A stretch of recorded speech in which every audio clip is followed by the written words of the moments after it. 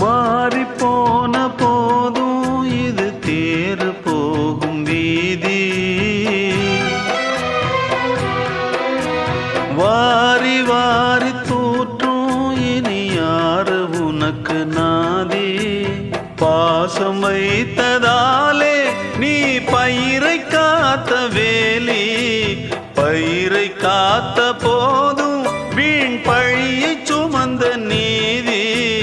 சாமி வந்து கேட்டிடுமா, வீண் பழியை தீர்த்திடுமா. விண்ணுக்கும் மண்ணுக்கும் சம்பந்தம் உண்டுன்னு சொன்னது யாரு? அது மன்னவன் பேரு.